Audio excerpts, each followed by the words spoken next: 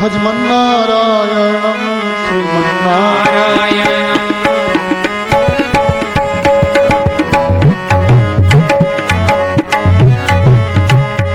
श्रीमन्नारायणं भजमन्नारायणं श्रीमन्नारायणं भजमन्नारायणं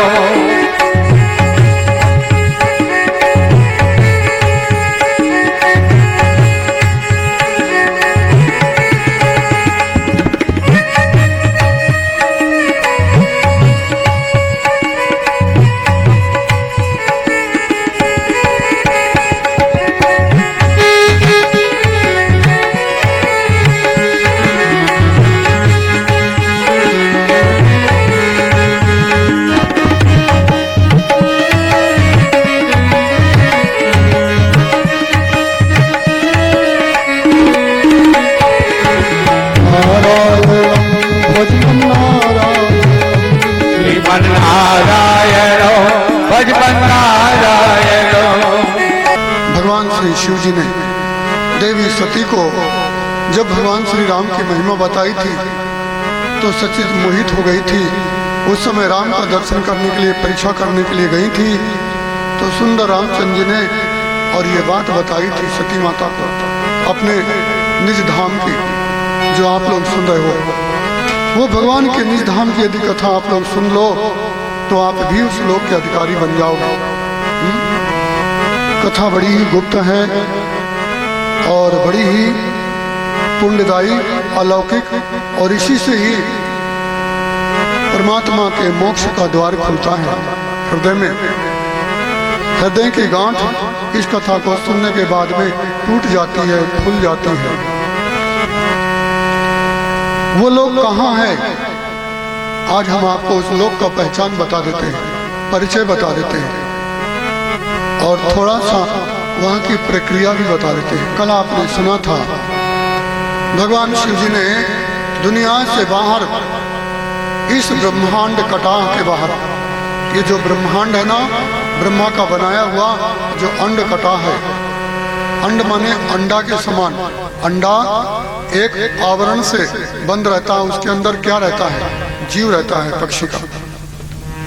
ऐसे ही इस ब्रह्मांड के बाहर, जैसे आप लोगों ने कड़ाहा देखा ना, लोहे का कड़ाहा बड़ा मोटा होता है, उसमें यदि सूजी घुसाई जाए तो पार नहीं करती। सूजी क्या, आप कुल्हाड़ी बल्लम कुछ भी मारो तो पार नहीं करेगा। ऐसे ही इस ब्रह्मांड के चारों तरफ एक बहुत बड़ा ब्रह्म कटाह है जिसको ब्रह्मांड बोलते हैं। उस ब्रह्मांड कटाह को ही भगवान नारायण ने वामन रूप से आपके भारत भूमि में, गुजरात में, नर्मदा के उत्तर तट में, आज के कई युगों पहले, और यहीं से बढ़े थे तो ऐसा लात मारा था कि वो ब्रह्म कटाह फूट गया था।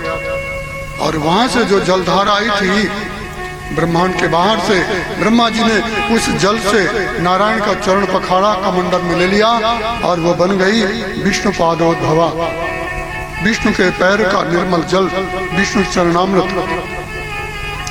भागीरथ की तपस्या के बाद और वो शिव जी के मस्तक में आई। अब ये थोड़ी सुंदर कथा सुना देते हैं। शिव पुराण में कम है, अन्य शास्त्रों में ज्यादा है। भगवान शंकर का गंगाधर नाम क्यों पड़ा? जिस समय भागीरथ जी ने तप करना चालू किया, उसी समय ब्रह्म कटाह के बाहर आपने कल वैकुंठ की लोक की चर्चा सुनी। अब वैकुंठ की एक घटना और सुन लो। हमारे जब 5 अरब वर्ष व्यतीत हो जाते हैं, ध्यान देना, तब वैकुंठ में एक दिन होता है। गोलोक, वैकुंठ और शिवलोक में एक दिन होता है। ध्यान देना, वो एक दिन तो ब्रह्मा का होता है। ब्रह्मा के जब 100 साल होते हैं पूरे, ब्रह्मा की एक आयु के बराबर, वैकुंठ, शिवलोक, गोलोक का एक दिन होता है। हमारा 365 दिन का देवताओं का एक दिन होता है। अभी देवलोक में रात हो गई है 16 जुलाई को, 17 जुलाई को रात हो गई है। अभी देवलोक में विश्राम कर रहे हैं सब लोग, वहाँ रात्रि है। तो रात्रि कब खत्म होगी? 15 जनवरी को, मकर संक्रांति। ध्यान देना, वो दिन बड़ा कल्याणकारी होता है। हमारे 365 दिन, उनका एक दिन रात होता है, 24 घंटा। और इंद्रादि के 72 चतुर्युगों का, ब्रह्मा का एक कल्प होता है, एक दिन होता है। अब सोचो जरा, हम लोग ठीक ठीक गणना नहीं लगा सकते, परंतु कुछ लोगों ने अनुमान करके बुद्धि योग से बताया गया है शास्त्रों में कि 5 अरब वर्ष का ब्रह्मा का एक दिन होता है। ब्रह्मा के 100 साल के बराबर विष्णु लोक में एक दिन होता है। उस विष्णु लोक को भगवान शिव जी ने भगवान नारायण को और उनकी भक्ति से प्रसन्न होकर के दिया है। वहाँ पर भगवान नारायण लक्ष्मी, गंगा, सरस्वती और तुलसी 4 देवियों के साथ में बड़े प्रेम पूर्वक निवास करते थे।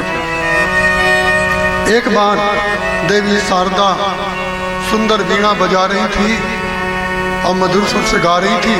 भगवान नारायण सुनते सुनते सरस्वती के ही बस में आ गए, अधीन हो गए।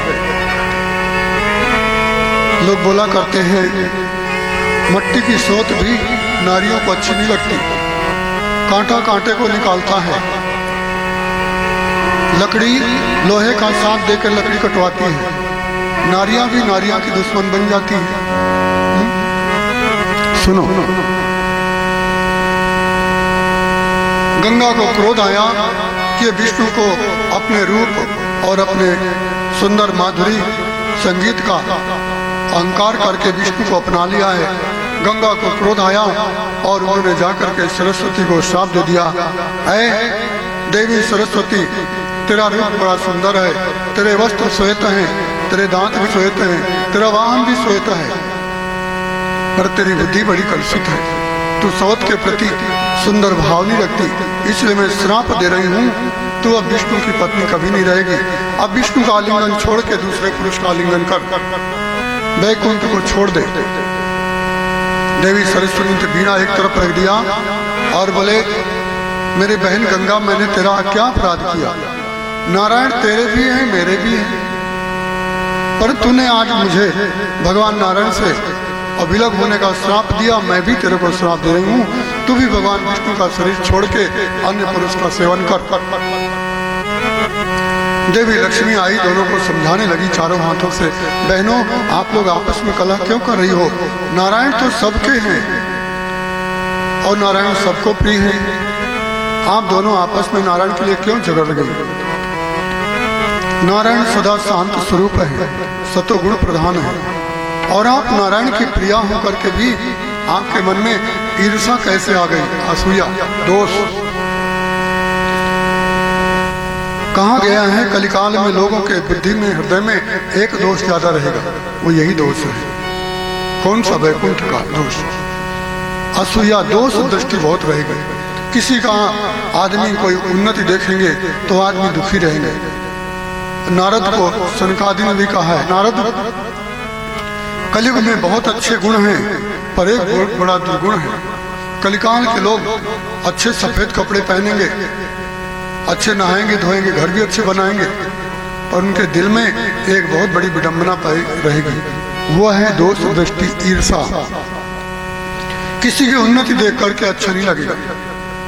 कोई की शादी ब्याह होती है तो लोगों को तकलीफ होती है, वैसे भी लोग शादी करते हैं तो लोगों को तकलीफ ज्यादा देते हैं, पटाखे फोड़ते हैं,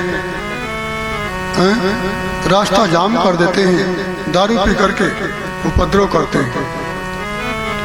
देवी गंगा सरस्वती को समझाया तो गंगा ने उनसे भी श्राप दे दिया। देवी लक्ष्मी तू बड़ी आई, न्यायाधीश बनकर के फैसला कराने वाली, तू भी झाड़ बन जा, पेड़ बन जा। भगवान विष्णु ने कहा, देवियों तुम्हें क्या हो गया?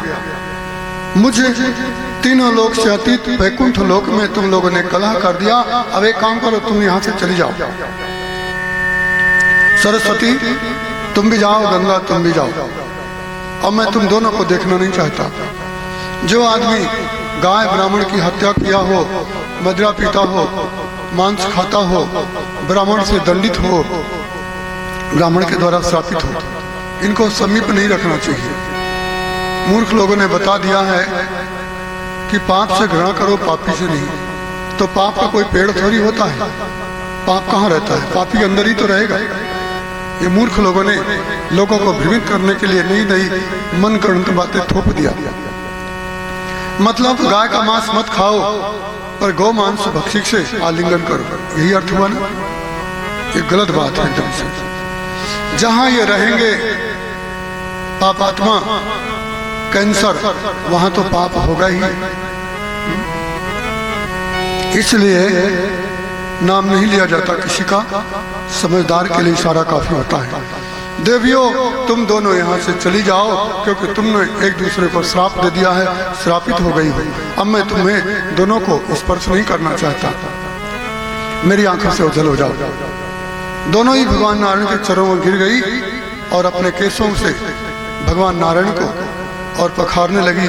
दोनों के अस्त्रपात होने लगे। गोविंद, अब हम तुम्हें छोड़ के किसके पास जाएं?